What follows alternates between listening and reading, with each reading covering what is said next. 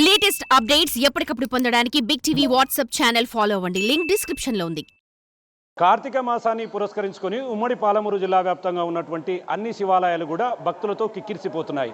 తెల్లవారుజాము నుండే భక్తులు శివాలయాలకు చేరుకొని పూజలు నిర్వహిస్తూ అభిషేకాలు చేస్తున్నటువంటి పరిస్థితి ఉమ్మడి పాలమూరు జిల్లా వ్యాప్తంగా ఉన్నటువంటి గుడుల దగ్గర కనిపిస్తుంది. ప్రజెంట్ మనం శివాలయాల దగ్గర విజువల్స్ను చూస్తే గనక ప్రత్యేకమైనటువంటి పూజలు నిర్వహిస్తున్నాడు. శివుడు అభిషేక ప్రియుడు కాబట్టి శివుడికి అభిషేకాలు నిర్వహిస్తే అంతా మంచి జరుగుతుందని చెప్పి కూడా భక్తుల ప్రగాఢ నమ్మకం. ఈరోజు పూజలు నిర్వహించి శివుడి దగ్గర తమ కోరుకున్నటువంటి కోరికలతో పాటు తమ మొక్కులు తీర్చుకునేందుకు విధంగా కూడా ముందుకు వెళ్తున్నారు భక్తులు.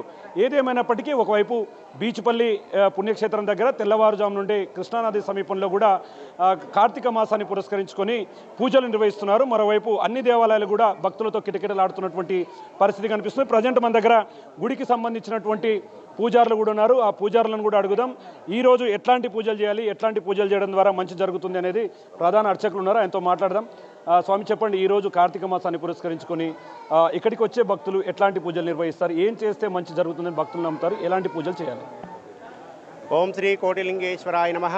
ఈరోజు కార్తీక మాసం సందర్భంగా స్వామివారికి తెల్లవారుజాము 4 గంటలకే ఇంటి దగ్గర తలస్నానాలు చేసుకొచ్చి స్వామివారికి పంచామృత అభిషేకం చేయడం వల్ల మంచి జరుగుతుందని నమ్మకం. అలాంటి ఈరోజు స్వామివారికి కొబ్బరికాయలు కానీ అర్చనలు కానీ అభిషేకం నిర్వహించాం. ఇక్కడ సాంప్రదాయం చూస్తున్నా. మొత్తంగా ఈ విధంగా ఉంటే మరోవైపు గుడుల దగ్గరికి వచ్చేటటువంటి భక్తులకు కూడా ఎట్లాంటి అసౌకర్యాలు కలగకుండా చూస్తున్నారు.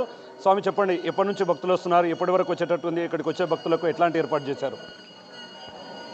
భక్తులకు కార్తీక పౌర్ణమి అంటే ఒక విశేషమైనటువంటి దినం కాబట్టి భక్తులందరూ ఈరోజు తెల్లవారుజాము నుంచే ఉదయం 4 గంటల నుంచే దేవాలయం చేరుకొని దీపాలు ముట్టించి స్వామివారిని దర్శించుకొని అభిషేకాలు అర్చనలు చేయించుకుంటున్నారు. మేము వారికి ఎలాంటి అసౌకర్యం జరగకుండా దీపాలు ముట్టించడానికి ప్రత్యేక స్థలం కేటాయించి అలాగే అభిషేకాలకు కూడా ఒక సీరియల్ పద్ధతి మీద అభిషేకాలు చేయిస్తున్నాము. అలాగే భక్తులందరికీ కూడా తీర్థప్రసాదాలు అందజేయడానికి కూడా ఎలాంటి ఇబ్బందులు లేకుండా చూసుకుంటున్నాము. అంటే ముఖ్యంగా ఎట్లాంటి పూజలు చేస్తే ఈరోజు మంచి జరుగుతుంది? ఈరోజు ముఖ్యంగా కార్తీక మాసం అంటేనే దీపాలకు ప్రత్యేకత. ఈరోజు స్వామివారికి దీపార్చన చేస్తే ఎంతో పుణ్యప్రదంగా ఉంటుందని భక్తుల నమ్మకం.